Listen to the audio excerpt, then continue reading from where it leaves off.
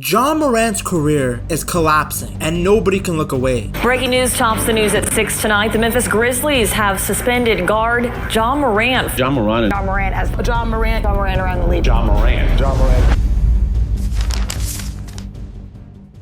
People used to say he was the future of the NBA. Analysts were calling him a future MVP. And somehow in just a few years, this man went from a highlight reel legend to a player that literally no team wants to trade for. I cannot believe we are actually watching this happen in real time. Demetrius Jamel Morant, born August 10th, 1999 in Dalzell, South Carolina. His dad played basketball, his mom played softball and basketball. Ja describes his childhood as always being on the outside, always competing, always playing something, whether it was basketball, baseball, football, whatever was available. The kind of kid who turns everything into a competition. Probably even walking to school became a race for him. He attended Crestwood High School where he averaged 27 points, 8 rebounds, and 8 assists, which is just absurd production for a high school player. Here's the thing, being in South Carolina meant the national recruiting spotlight was basically pointed in a completely different direction. Ja wasn't nationally ranked. Murray State found him almost by accident, and on September 3rd, 2016, Morant committed to play college ball for a mid-major program that most casual fans have never even thought about twice. Even at Murray State, the eyes weren't exactly on him. His freshman season, he averaged 12 points, 6 assists, and 6 rebounds, which earned him a spot on the nation's top assist leaders list. His favorite player at the time was Russell Westbrook, and you could see why. Ja loved downhill attacking, he had shifty handle, he had a laser quick first step, and a vertical leap that made physics feel optional. Getting to the basket for him was not a challenge in any ways. It was basically a foregone conclusion. No matter what you did, he was gonna get to the rim. The question wasn't, is he gonna get there? It was, what ridiculous thing is he gonna do once he got there? Freshman year generated enough buzz to get him invited to CP3's camp, where he did really well, and the noise around him got louder. Coach Nick, he just called me in his office, so I'm thinking like, I'm about to meet with him about film or something, and then the letter was on the table. So like I read it, and the first thing I could do was just pull my phone out and take a picture of it. Yeah. By sophomore year, Ja Morant was ready to make the entire country pay attention. In the 2018-2019 season at Murray State, Ja averaged 24.5 points, 10 assists, and 5.7 rebounds. He was the 7th leading scorer in the entire country, and by far the #1 assist leader. Like, it wasn't even close. The man was running laps around every other college point guard statistically, and now people were starting to connect the dots. The Bucks had officially graduated to full-on noise. March Madness 2019 turned the noise into just an explosion. Murray State, a school nobody outside of Kentucky really thought about during tournament time, drew the #5 ranked Marquette in the round of 64. Ja went out and recorded a 17-point, 16 rebound, and 11 assist triple-double in a massive 83-64 upset. He was gaining over 100,000 Instagram followers per game at that point. Kevin Durant, Paul George, Luka Doncic, and Allen Iverson were all sliding into his DMs. Like, we're talking about Allen Iverson. That man does not just DM rookies for nothing. Murray State eventually lost to Florida State in the round of 32, but by that point it genuinely did not matter. Obviously tonight I just celebrate with my teammates, just try to keep everybody's heads high, preach what all we accomplished this year, and just get back to work. The entire basketball world had already made up its mind. Ja Morant was going to be a top pick, and the hype around him coming out of a mid-major was something you rarely ever see. Ja, one of the elite passers, really in the history of the college game. He makes just ridiculous plays look very ordinary. New multi-million-dollar Nike deal, draft media circuit, the whole thing. Zion was the consensus #1. After that, it wasn't really a debate. On June 20th, 2019, the Memphis Grizzlies selected Ja Morant from Murray State with the 2nd overall pick. In the 2019 NBA Draft, the Memphis Grizzlies select Ja Morant from Murray State University. And a new era of basketball in Tennessee had officially begun. Ja Morant was not stepping into a winning environment. The Grizzlies went 33-49 the year before he was drafted, which is a very polite way of saying they were absolutely terrible. They were rebuilding in lottery pick territory with no real direction. Morant was supposed to be the foundation, and he immediately looked like one. In his rookie season, he averaged 17.8 points, 7.3 assists, 3.9 rebounds per game, playing in the mold of John Wall, Derrick Rose, and Russell Westbrook, explosive, athletic rim attacking point guards who made their money in the paint rather than behind the arc. Ja Morant was cooking. Even though Memphis actually only won one more game than the season before, Ja already looked like a franchise cornerstone, and he won the Rookie of the Year, essentially, without any arguments. Man, it's a blessing. Definitely an honor.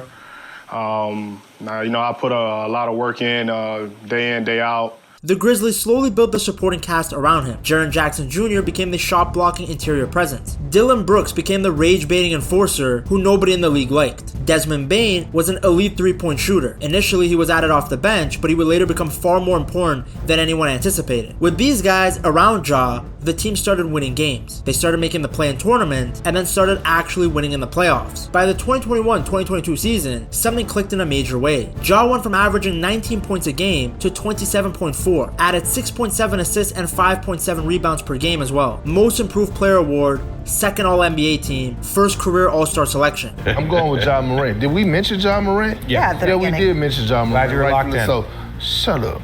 Rightfully so. I'm going with Ja Morant. Here's why, right?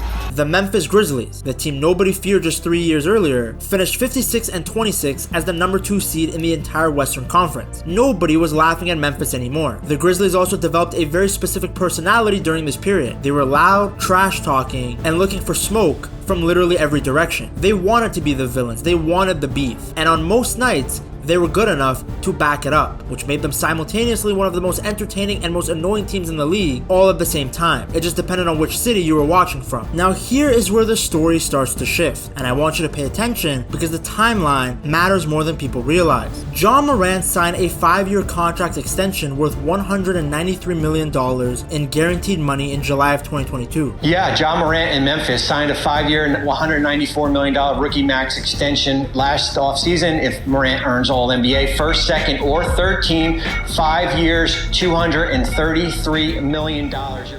If he made another All-NBA team, that number would jump to a $231 million Supermax deal. Generational money, life-changing, never work again type of money. And then, Ja Morant started making genuinely stupid decisions. Summer of 2022, a mall incident involving his crew, a verbal dispute with a store employee, security getting involved, and Ja making a statement that could reasonably be interpreted as a threat before they all left. 4 days after that, a 17-year-old named Joshua Holloway was involved in a physical altercation at Ja's house during a pickup game. Punches were thrown, a police report was filed, and a lawsuit followed. These incidents stayed relatively quiet at the time, but the seeds had been planted and the pattern was starting to form. January 2023, a red laser was reportedly shined from an SUV containing Ja Morant at the member of the Indiana Pacers after a game. The NBA investigated, couldn't prove a weapon was connected, and dropped it. March 2023, after a road loss in Denver, Ja went to James Harden's favorite place, the strip club, had plenty to drink, went live on Instagram, and clearly flashed a handgun on camera. The NBA suspended him 8 games without pay for conduct detrimental to the league. Commissioner Adam Silver called the behavior irresponsible, reckless, and potentially very dangerous. Ja did an interview during his suspension, talked about counseling, talked about being a changed man, talked about being ready to return and get back to basketball. Ongoing process, continued process for me. Obviously, I've been there, for 2 weeks, but that doesn't mean I'm completely better. So, that's an ongoing process for me. That I've still been continuing, since I've been out. People gave him the benefit of the doubt because his talent was undeniable, and everyone wanted to believe the lesson had been learned. It had not been learned. May 13, 2023, while in a car with his friend, live on IG, Ja Morant flashed a gun again, for the second time in 2 months, on a live stream after everything that had already happened.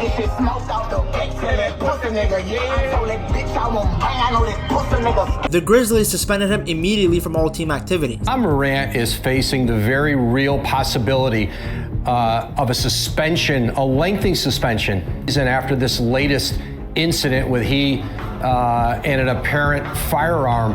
The Supermax deal that required an All-NBA selection, he didn't get selected, which was almost certainly connected to voters not wanting to reward repeated off-court misconduct. Powerade pulled a planned advertisement featuring him. Millions of dollars gone just like that. A month later, the NBA handed down a 25-game suspension to start the following season. Ja Morant had officially become one of the most expensive and most consequential self-sabotage stories in recent sports history. When Ja finally returned from his 25-game suspension in December of 2023, Memphis had gone 6-19 without him. He came back and immediately delivered 34 points, 8 assists, 6 rebounds, and a buzzer-beating game winner in New Orleans. Emotional, electric, everything you remembered about why this guy was special. But the comeback story kept getting interrupted. January 2024, it was a shoulder injury, season-ending surgery. Time All-Star Ja Morant not playing tonight, right shoulder injury. We all know his game. He's an electrifying player. The Grizzlies collapsed without him and missed the playoffs entirely. While Ja was absent, Jaren Jackson Jr. stepped up massively, averaging 22.5 points and winning Defensive Player of the Year recognition. The fan base started to ask a question that nobody wanted to say out loud. What if Triple J was actually the franchise cornerstone and not Ja? That take hasn't aged well. I was like, Man, I think it's time for Ja to get some fresh air. he needs some fresh air, dog.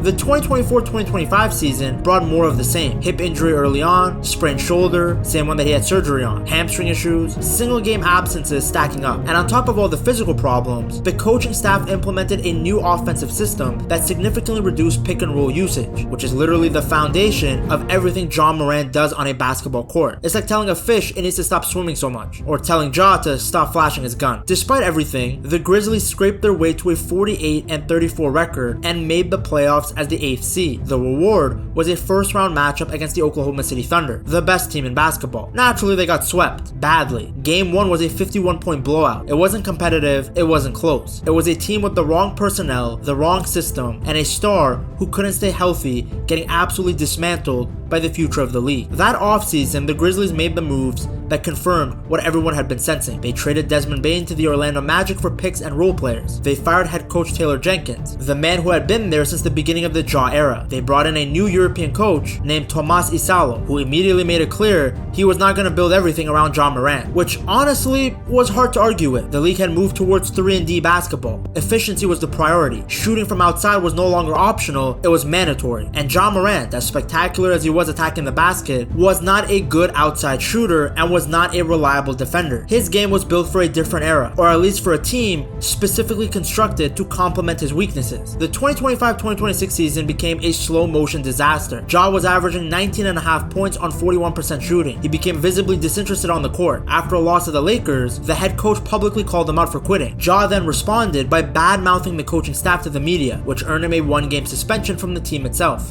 Breaking news tops the news at 6 tonight. The Memphis Grizzlies have suspended guard Ja Morant for 1 game for, they say, conduct detrimental to the team. Then in late January, he sprained his elbow so severely that the Grizzlies ruled him out for the rest of the season. Here comes the truly wild part though. The Grizzlies tried to trade Ja Morant. They reached around the league and no team was interested in taking him. Not one. A player who was an all-star multiple times, an MVP candidate at one point, one of the most electrifying performers of this generation, and nobody wanted to absorb his contract or deal with his baggage. The second apron tax rules make it very difficult to take on giant contracts. Ja's injury history was also a red flag. His off-the-court incidents were a red flag. His declining efficiency in a league that had evolved away from his strengths was a red flag. Stack all of those together and suddenly you understand why the phones weren't ringing. So instead of trading Ja, the Grizzlies then shocked everyone by trading Jaren Jackson Jr. to the Utah Jazz. Memphis finished the season with just 25 wins, one of the worst records in the entire league. They are in a full rebuild, still holding a supermax contract for a player who their own coaching staff gave up on, who opposing teams don't want to acquire, and who can't stay healthy enough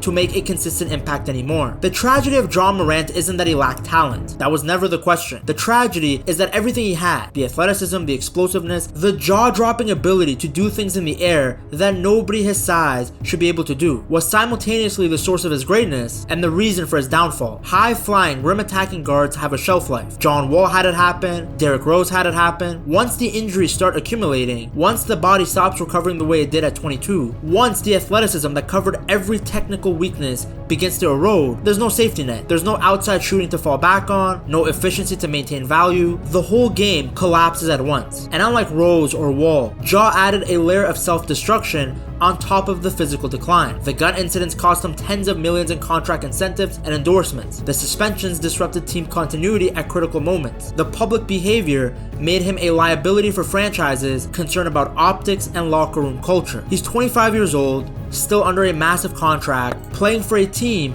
in full rebuild mode, with no trade market for his services. The man who was supposed to soar to the very top of the NBA flew too close to the sun, and we're watching him fall in real time. Where he lands is the only question left. If you enjoyed watching this breakdown of one of the most complicated and fascinating careers in recent NBA history, drop a like, hit subscribe, and let me know in the comments. Do you think Ja Morant can find his way back to relevance, or is this the beginning of the end of his story as a franchise player?